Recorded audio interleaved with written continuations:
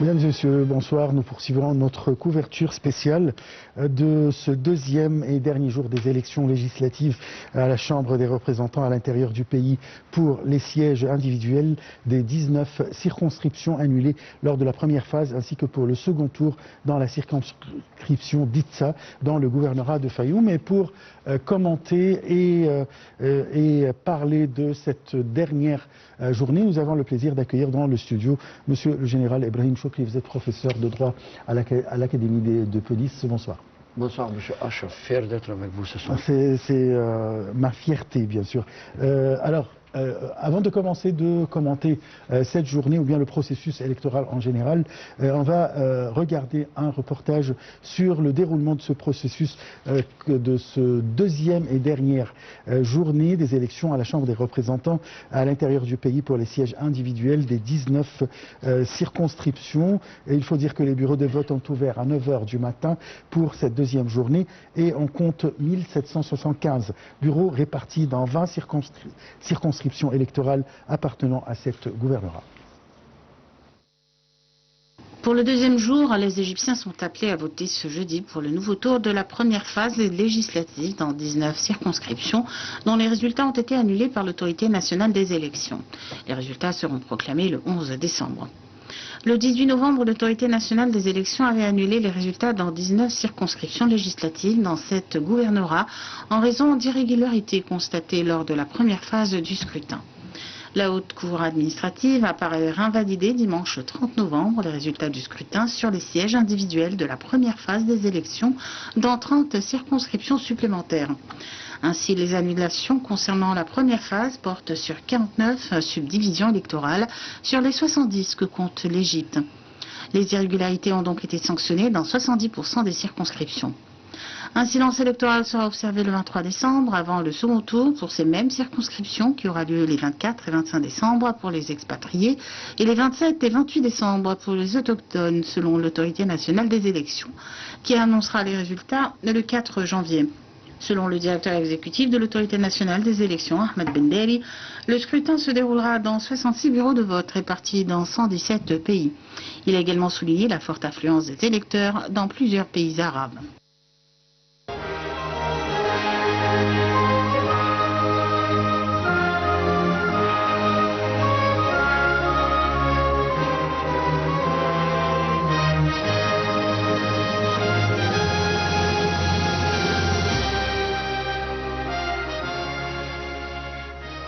Monsieur le Général Ibrahim Choukri, je rappelle que vous êtes professeur à l'Académie de police.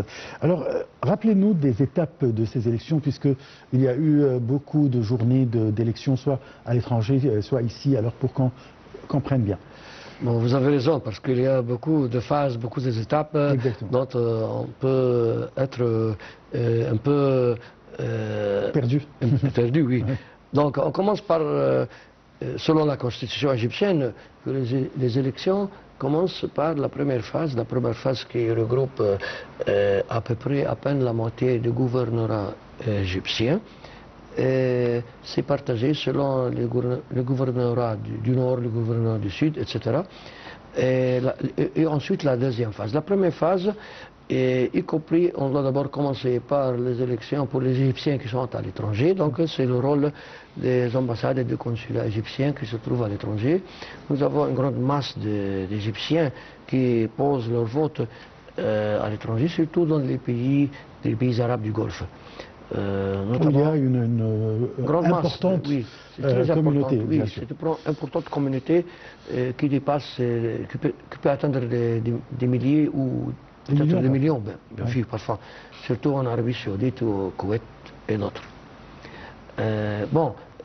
C'était la population qui s'intéresse beaucoup à voter, parce que, vous voyez, les Égyptiens qui habitent là-bas, ils sont descendants des gouvernorats qui viennent du nord au sud, pas seulement des capitales, c'est-à-dire qu'ils ne viennent pas la plupart du cœur d'Alexandrie, mais ils sont la plupart du sud du pays ou du nord, ils sont liés fortement avec leur famille là-bas, donc ils s'intéressent à participer, à poser leur vote parce qu'ils veulent choisir telle ou telle personne. Ça c'est Ça, c'est l'explication de ce qui se déroule là-bas.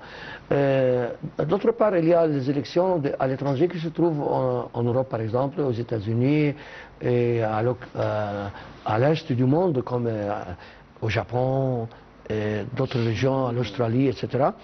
Il n'y a pas grande quantité d'Égyptiens qui habitent là-bas, mais bien sûr aussi ils s'intéressent, surtout ceux qui sont en Europe. J'ai constaté qu'il y a beaucoup d'Égyptiens qui se sont posés à des zones électorales qui se trouvent au niveau des ambassades et des consulats, surtout en France et aussi Belgique, Allemagne, etc. Turquie, bien sûr. Donc, j'ai constaté que les Égyptiens s'intéressent beaucoup à poser leur point de vue, leur candidature, parce qu'ils s'intéressent d'être membres de ce qui se déroule sur le territoire égyptien. Or, ça, c'est un droit constitutionnel. Alors, constatons aussi que, à l'époque, plus que 10 ou 15 ans, ce n'était pas un droit permis pour les Égyptiens. Or, à la suite des révolutions égyptiennes, les Égyptiens ont demandé que, tant que je participe à la nationalité égyptienne, j'ai le droit de poser mon vote. Alors, c'est cité dans la constitution égyptienne. Vous voyez aussi, les Égyptiens à l'étranger, ils sont très intéressants pour la vie quotidienne des Égyptiens qui sont à l'intérieur de l'Égypte. Parce que si vous constatez le taux d'échange de la monnaie étrangère au niveau du Banque centrale égyptienne, ça a augmenté, c'est à cause des Égyptiens qui travaillent à l'étranger. Donc leur présence, c'est très intéressant. Ça représente la première ressource bien sûr, maintenant, si on prend en considération ou en compte que le canal de Suez a diminué son ressource, donc les Égyptiens de l'étranger sont très fortement, qui servent à améliorer... Excusez-moi, parce que nous avons notre envoyé spécial. Bien sûr, oui. Hani Farag de Souheg. Hani, si vous m'entendez, alors expliquez-nous le déroulement de cette deuxième et dernière journée des élections législatives à Souheg.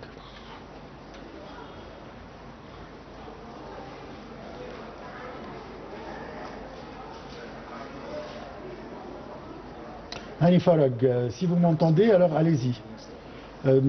J'aimerais bien savoir les explications sur le déroulement de cette journée dans le gouvernorat de Souheg.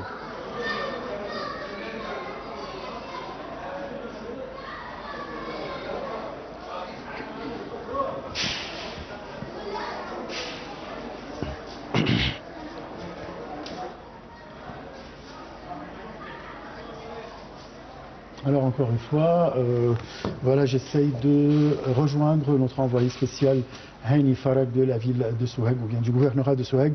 Apparemment, il y a un problème technique. Pourtant, on le voyait tout à l'heure. De toute façon, on va continuer notre discussion avec Monsieur le Général Ibrahim Choukri en attendant la connexion ou bien le contact avec Hani Farag. Vous avez mis l'accent sur un point très important. Pourquoi les Égyptiens vivant surtout dans les pays occidentaux comme l'Europe ou bien les États-Unis, le Canada, etc., malgré la distance, malgré la différence de mentalité, la différence même d'horaire, parfois, ils s'intéressent vraiment à tout ce qui se passe dans le pays, peut-être parfois plus que ceux qui vivent à l'intérieur. Oui, franchement, ils ont le droit. Vous savez, ce sont nos frères. Oui.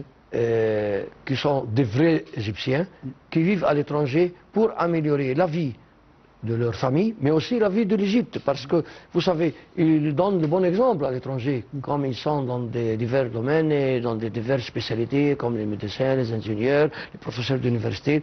Donc c'est un bon exemple d'un Égyptien à l'étranger.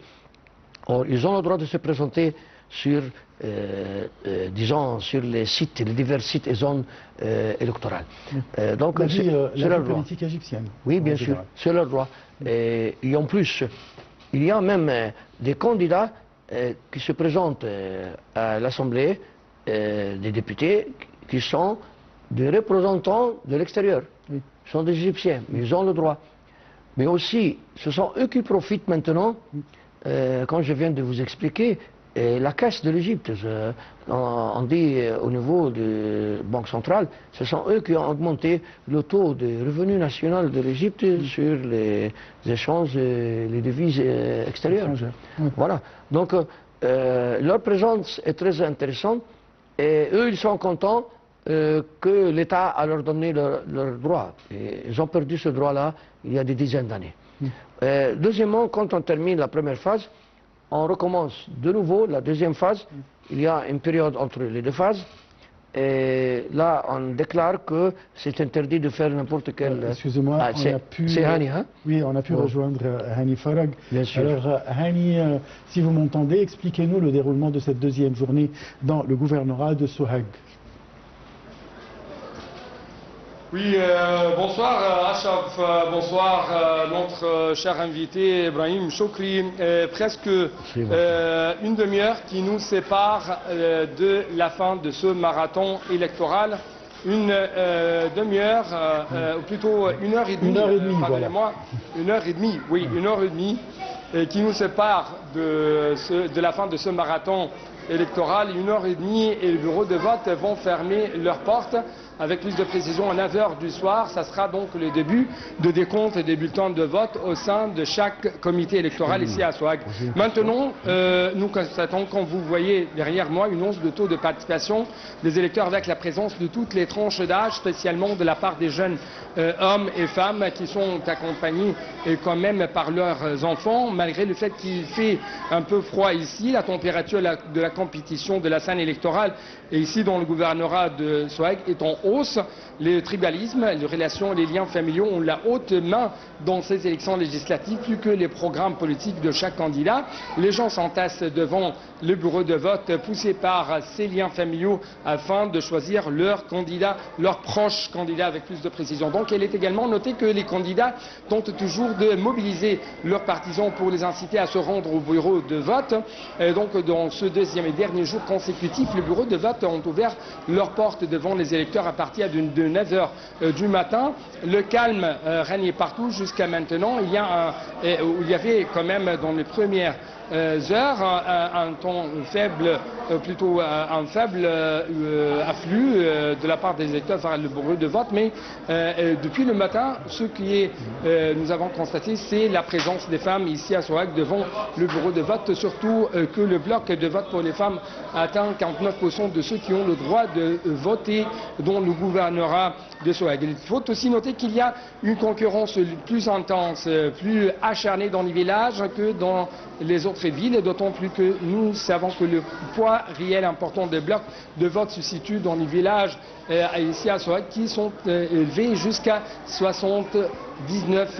Donc on parle dans les villes, 21% seulement le volume de vote ou le bloc de vote, mais 79% se trouve, pardonnez-moi, se trouve donc dans les villages. La participation quand même des électeurs devrait augmenter, comme vous voyez actuellement quand même dans la prochaine 1h30, parce que les résidents ici travaillent dans les industries agricoles et dans les industries manufacturières, dans l'agriculture en général. Mais je dois vous rappeler que le gouvernorat de Sohag comprend 8 circonscriptions électorales dans lesquelles 150 candidats se disputent des sièges selon le système d'élection uninominale. Donc le gouvernorat de Sohag est prêt aujourd'hui pour recevoir environ 3 376 000 électeurs qui sont, ou plutôt qui ont le droit de voter à Sohag dans les élections des chambres de représentants qui se dérouleront sur 2 jours dans 7 circonscriptions électorales sur un total de 8 circonscriptions dans le gouvernorat, conformément à la décision de l'autorité électorale nationale. Laissez-moi dire que 12 médias locaux couvrent les élections à Sohag, en plus de la présence des observateurs internationaux sur les terrains pour suivre le processus électoral. La presse locale ici, et la presse nationale quand même, a fait la lumière sur la scène électorale. Aujourd'hui, le gouvernorat de Sohag a été témoin d'une scène humanitaire et démocratique distinctive. Les personnes âgées, les personnes ayant des besoins spéciaux ont participé au processus de vote à ces élections président de la Chambre des représentants dans une atmosphère festive. Leur participation a une fois de plus confirmé la ferme conscience communautaire parmi les habitants du gouvernorat, leur insistance à accomplir leur devoir national malgré les défis sanitaires auxquels certains d'entre eux peuvent être confrontés. J'aimerais vous dire que de plus en plus on trouve qu'il y a une sorte de conscience et une sorte de confiance de la part des électeurs envers le processus électoral, notamment après, entre guillemets, le rerun ou quand même la répétition de ces élections qui ont été, dans les circonscriptions électorales qui ont été annulées par la décision de la haute cour, plutôt par la haute autorité des élections. Il y avait également un engagement clair de la part des institutions exécutives, en tête desquelles la police, d'appliquer les instructions de l'autorité électorale nationale pour éliminer toutes les formes de propagande à proximité des comités électoraux pour assurer une expérience de vote bien organisée à Soheg. Toujours il y a des patrouilles qui cherchent à savoir qui fait par exemple des contraventions ou des infractions ou des violations de ces règles de silence électoral. Toujours ils essayent d'éliminer les propagandes qui entourent justement les centres électoraux ici dans le gouvernorat de Soheg. Toujours ce sont des tentatives pour sécuriser ce processus électoral, pour le rendre de plus en plus transparent, pour empêcher toute violation du silence électoral. De sa part, par exemple, on trouve que le gouverneur de Soheg a expliqué aujourd'hui que ce processus a commencé son travail sans aucun obstacle dans les 7 comités généraux au niveau du gouvernorat, avec un suivi tout à fait attentif et en même temps réel du processus de vote dans les centres, les villages, les quartiers et les quartiers quand même.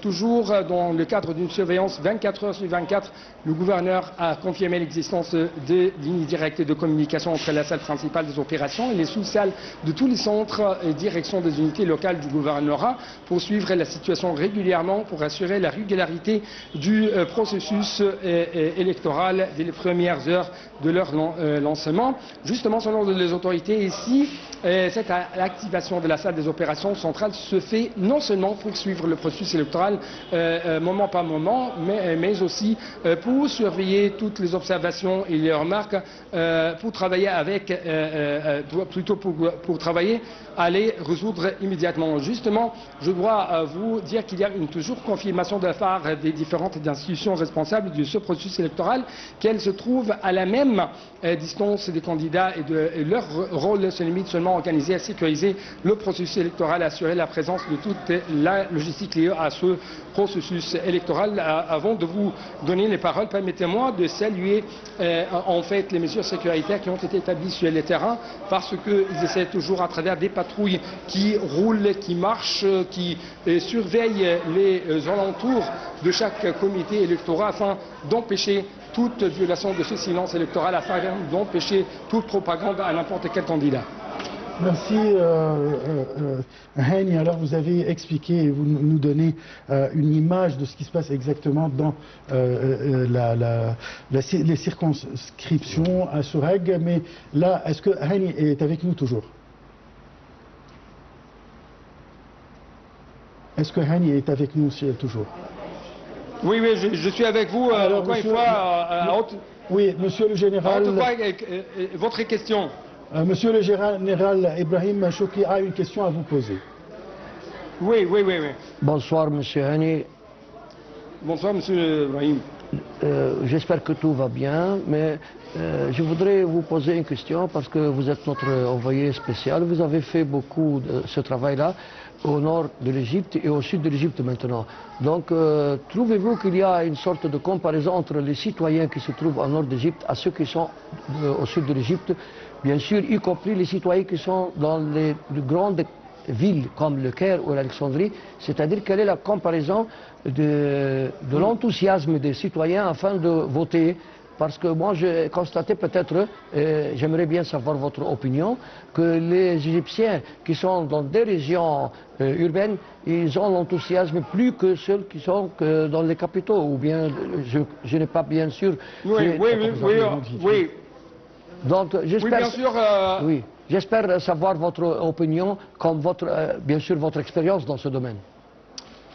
Bien sûr, je soutiens toujours votre point de vue. Dans les villages, dans les zones rurales, il y a toujours cette compétition très acharnée entre les candidats parce que, comme je viens de vous souligner au cours de cette intervention, le tribalisme, les liens familiaux, ce sont les grands titres qui dirigent les candidats ici, plus que les programmes politiques qui sont présentés par ces candidats. Donc, toujours, on parle dans la rue, par exemple, que ce candidat est un membre de ma famille, est un membre de ma tribu, est un membre de mon village, donc je dois le supporter à tout temps et par tous les moyens. C'est ça exactement, si je peux dire, le grand incentive, le grand motif de chaque électeur qui se trouve ici, notamment dans les régions rurales plus que dans les villes. Bien sûr, si nous pouvons dire que, si je parle avec plus de précision en ce qui concerne le gouvernorat de Soheg, il y a toujours une sorte de différence très déséquilibrée. On parle que les grands blocs de vote se trouvent dans les villages avec un pourcentage de 80%, presque 80%. Alors que dans les villes, on parle de presque, permettez-moi de dire, 20%. Donc il y a une sorte de déséquilibre entre les deux côtés. Mais toujours, on trouve qu'il y a une autre chose, notamment dans cette répétition de ces élections. Les gens sont devenus de plus en plus conscients que leur vote pèse bien dans les urnes, que leur vote n'est pas à vendre. Comme il a été déclaré quand même par Monsieur le Président, à chaque citoyen, il doit choisir attentivement son candidat au prochain parlementaire qui va le représenter et qui va bien sûr servir ses intérêts, qui va leur rendre service à eux dans la prochaine période. Ma dernière question, Heini. Alors, vous venez de dire que les élections se déroulent dans une atmosphère festive. Voilà, j'utilise le terme que vous avez utilisé. Alors, qu'est-ce que ça veut dire une atmosphère festive? Oui. On parle qu'il y a, si je peux dire, une sorte de calme, une sorte de joie, que je suis présent aujourd'hui devant le bureau de vote pour dire à mon candidat, je suis ici pour que nous allons célébrer ensemble dans la prochaine période, parce que je suis aujourd'hui à côté de toi, donc dans la prochaine période, vous allez être à côté de moi, vous allez changer ma vie. Donc, pour un moment, nous allons célébrer cette victoire et où généralement, on trouve que les calmes se trouvent ici partout dans le Soheg. Peut-être il y a quelques incidents, mais ça n'a pas envenimé le bon déroulement de ce processus électoral, notamment qu'il y a entre deux guillemets, j'aimerais souligner ce terme, la vigilance sécuritaire, la réaction très rapide des forces de sécurité pour empêcher toutes sortes des actes qui vont violer, qui ont le silence électoral ici, et ce pour arriver à une expérience démocratique plus transparente, à une atmosphère festive. Est-ce que vous avez une question à poser? Non, merci beaucoup. Vous avez bien expliqué. Merci pour votre explication. Je vous souhaite bon séjour et bon retour. Oui. Merci beaucoup, Heini Faraj, notre envoyé spécial à Soheg. Vous avez donné quand même une image complète de ce qui se passe dans la ville. Et même c'est un exemple de ce qui se passe dans les gouvernorats de la Haute-Égypte, comme vous venez de dire. Oui, bien sûr. Dans le sud ou bien dans les villages, c'est une célébration. On le sent. C'est pas comme dans les grandes villes, comme le Caire ou Alexandrie. C'est pour quelle raison? Alors, expliquez-moi. Bon, c'est... Comme notre cher envoyé spécial a expliqué, on parle de la nature humaine. de la personne humaine. Donc la nature humaine chez nous, comme Égyptiens, c'est différent d'autres pays du monde, peut-être. Nous avons les gens qui habitent dans des régions urbaines, dans des villages, etc., dans des régions de paysages. Et ils sont beaucoup liés et rattachés avec les membres de la société chez eux. C'est-à-dire, monsieur tel, il est le chef de cette région, ou il est le plus grand, ou il est notre père. Hein? On se connaît tous. Oui, on se connaît, et on connaît bien qui peut nous aider, et qui fait semblant de nous aider, mais après les élections, elle va disparaître. Donc les gens, ils connaissent ça. Ça vous explique aussi que les Égyptiens, ils sont totalement intelligents.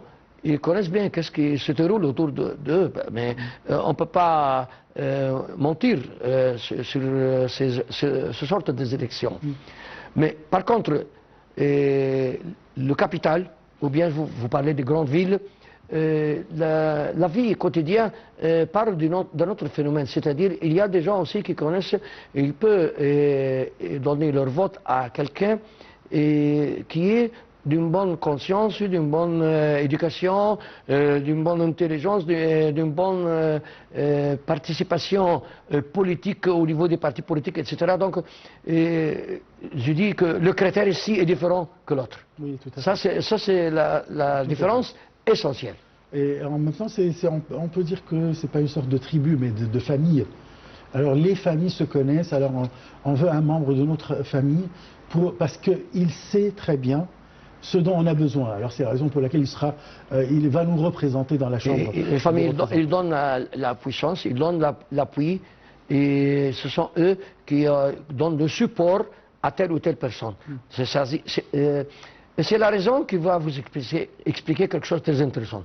Il y a des familles qu'ils ont toujours un représentant au Parlement, il y a des dizaines d'années. Parce que les habitants, là, ils ont confiance à cette famille, ou à cette personne. Même si la personne est morte, il y a son fils, ou son frère, son cousin, etc. Ça ne dépasse pas cette famille. Qui va suivre les mêmes politiques, les mêmes choses. Oui. Il a une confiance entre lui, ou sa famille, et, disons, les habitants qui entourent ce village. Par contre, ici, au Caire, nous avons le principe qui nous intéresse, oui, si on ne connaît pas, mais le principe c'est, on va savoir, par exemple, M. Achraf, quelle est ses pensées, quel est son parti politique, sa profession, qu'est-ce qu'il va dire, qu'est-ce qu'il va penser, quelle est la position politique. Donc, le critère différent d'ici, notre région. C'est pour ça que je lui posais la question, parce que lui est devenu maintenant notre cher ami expert, parce qu'il a passé comme envoyé spécial dans des diverses régions, alors il connaît les différences des zones différentes de l'Égypte, soit le nord, soit le sud, soit les zones urbaines, ou les zones de paysage, ou les zones où il y a des capitaux, et soit aussi les zones qui se trouvent sur le bord de la mer. C'est-à-dire, si vous parlez des gens d'Alexandrie, ou de l'Ismaïlia, ou de Port Saïd, ou de Suez, ce sera différent des gens qui habitent au sud de l'Égypte, peut-être, dans des régions qui sont au désert, comme el Wadi, el Gadid et d'autres régions. Donc, chaque gouvernorat de l'Égypte a une différence de spécialité. Et de caractère. De caractère, bien sûr. Alors, quels sont les rôles des partis politiques? Il y a en Égypte une dizaine, peut-être plus, de partis politiques. Chacun travaille sur le terrain. Je l'ai vu moi-même par mes propres yeux. Et ils font beaucoup de services de temps en temps, etc. Ils se trouvent dans la rue. Mais quel est le rôle principal, ou les rôles principaux de ces partis politiques? Moi, je vois, premièrement, en premier lieu, nous avons en Égypte un grand nombre de partis politiques. Je crois que nous sommes le premier pays du monde qui a ce chiffre-là. Plus que 100 partis politiques. Ah bon? Mais, oui, bien sûr. C'est une statistique. Ils sont 5, 6. Oui.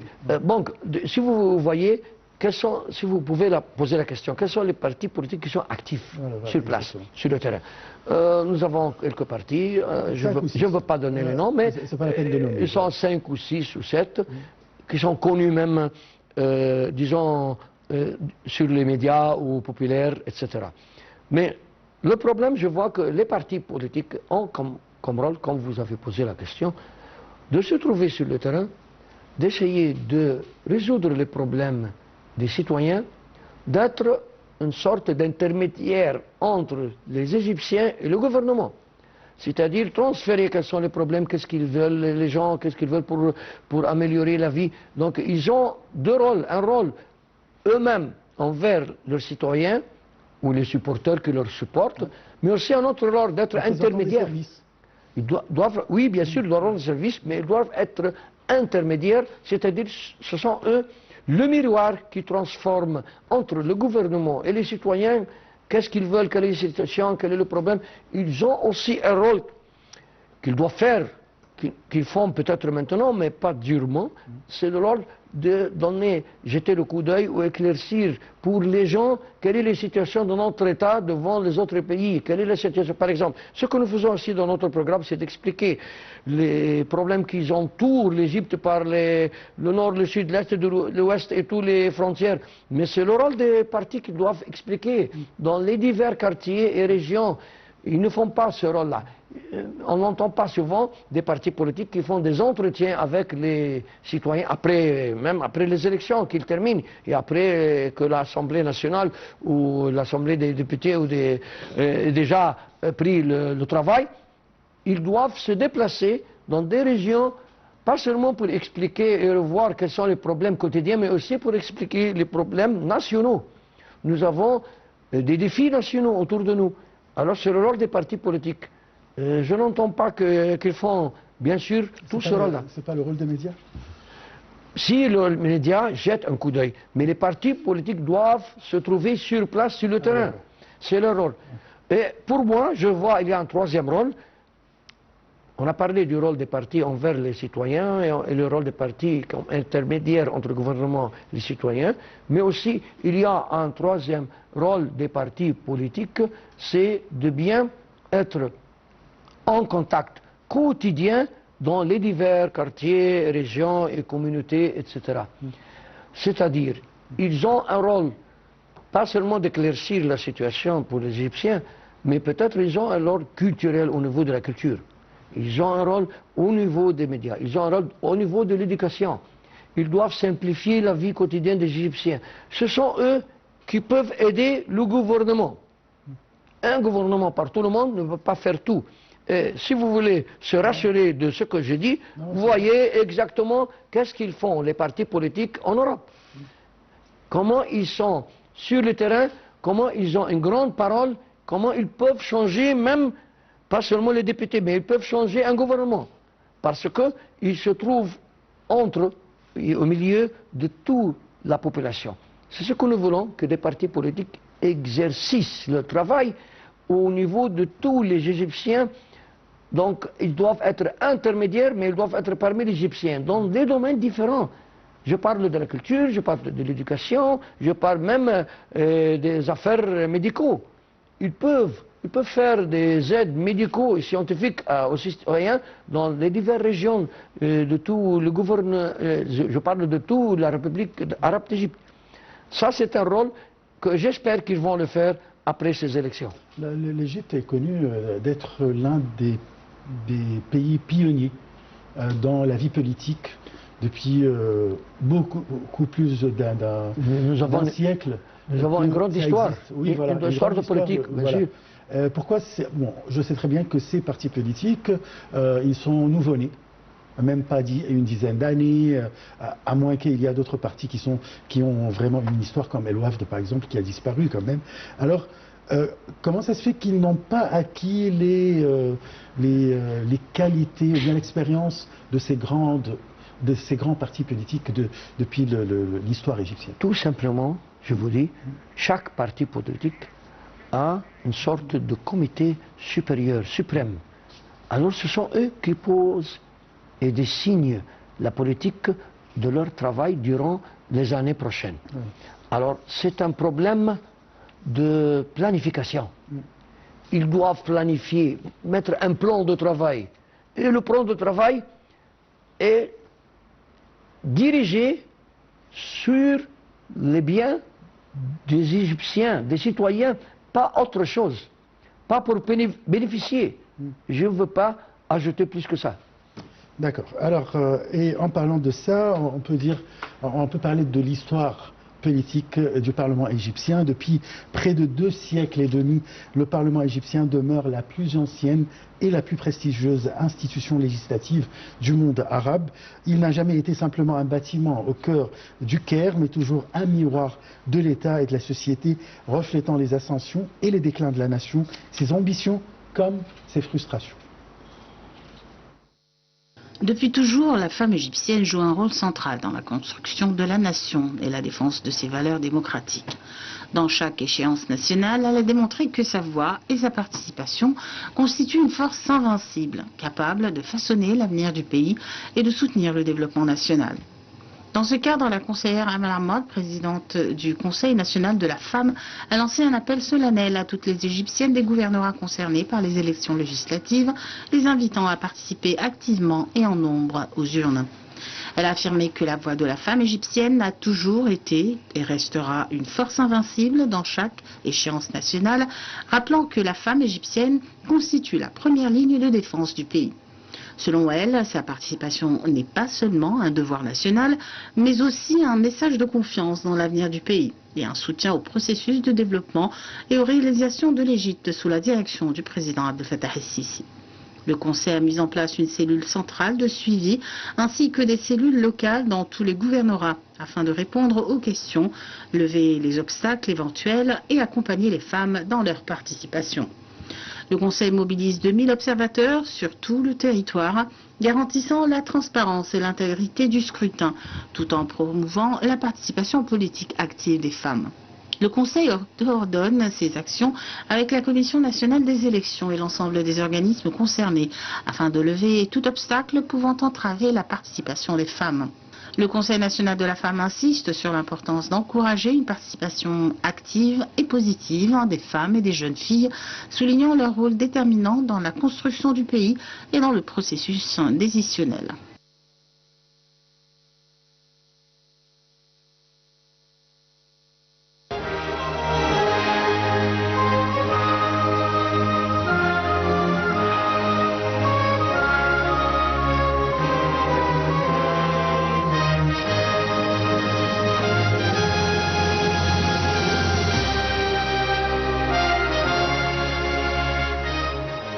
C'était un reportage sur le rôle de la femme dans le Parlement égyptien ou bien dans la vie politique égyptienne et sa représentation depuis 2 siècles. Monsieur le général Ibrahim Chokri, alors le rôle de la femme. Alors quelle est l'histoire de la femme dans le Parlement égyptien? Bon, ça c'est très intéressant. L'Égypte c'est peut-être le premier pays au niveau du Moyen-Orient, pas seulement le monde arabe, pour faire participer la femme au niveau du Parlement. Ça, c'est très ancien, premièrement. Deuxièmement, si je parle du rôle de la femme, on a vu la constitution actuelle de l'Égypte qui a insisté que l'ensemble des membres du Parlement égyptien doivent comprendre un tel taux des femmes et tel taux des Égyptiens à l'étranger. Un quota. Un quota. Donc, vous savez, même la constitution a donné le droit à la femme pas seulement de se présenter, mais d'atteindre un quota. Donc il ne faut pas diminuer sur ce quota-là. Et même le président de la République, chaque fois, quand il nomme des députés, il a le droit de nommer un nombre de députés, y compris des femmes. Donc vous voyez, la présence de la femme, vous pouvez voir autour de vous, dans tous les quartiers de l'Égypte, dans toutes les places et dans les chemins, qu'il y a des annonces concernant le nom de telle et telle femme, de divers niveaux d'études, de diverses spécialités, etc. Donc l'Égypte a donné beaucoup d'importance à la présence de la femme, parce que l'Égypte connaît bien que la femme a une grande importance, mais il y a aussi une expérience. Il faut profiter de la présence de la femme. Si vous voulez s'assurer de ça, vous n'avez qu'à regarder au gouvernement égyptien, il se compose de combien de ministres femmes. Oui. Et il y a même des femmes qui occupent le poste d'un gouverneur, du gouvernement. Donc tout ça, c'est très intéressant. Je ne veux pas parler des femmes qui sont ambassadrices, c'est très ancien bien sûr. Et des femmes qui sont des professeurs à l'université et doyens de faculté, c'est très ancien. Alors on va présenter notre dernier reportage. Je vous rappelle que depuis près de 2 siècles et demi, le Parlement égyptien demeure la plus ancienne et la plus prestigieuse institution législative du monde arabe. Regarde.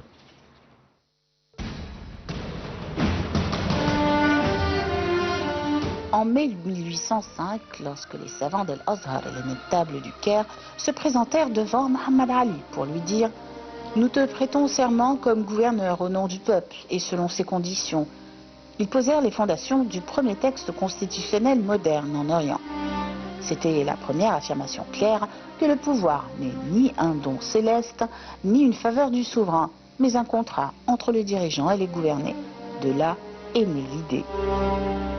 Au cours du XIXe siècle, l'expérience connut un parcours sinueux. Des conseils consultatifs sous Mohammed Ali, puis un bond majeur en 1866, lorsque le Khedive Ismaïl créa le Conseil consultatif des députés, première instance législative partiellement élue du monde arabe. Il était modeste, seulement 75 membres, mais représentait une voix nouvelle dans un pays qui n'avait connu jusque-là que la parole de vent en haut. Vit ensuite un bref mais éclatant moment d'apogée, la révolution Rabia de 1880 à 1882, durant laquelle fut promulguée la première loi fondamentale rendant les ministres responsables devant les députés. Mais tout s'effondra sous les canons de l'occupation britannique. S'ensuivit un demi-siècle de lutte intermittente, la loi réglementaire de 1883 qui réduisit les pouvoirs du Parlement, puis l'Assemblée législative de 1913 de courte durée, puis la Constitution de 1923, la plus libérale de l'histoire égyptienne moderne, qui institua un véritable régime parlementaire. Toutefois, son application resta constamment entravée par l'ingérence de la monarchie et la présence britannique. Après la révolution de 1952, l'expérience prit un tournant totalement différent. Les partis furent dissous, l'ancienne constitution abrogée et des assemblées furent créées, élues en apparence mais en réalité désignées sous diverses appellations. Assemblée nationale, puis Assemblée du peuple, puis Conseil consultatif.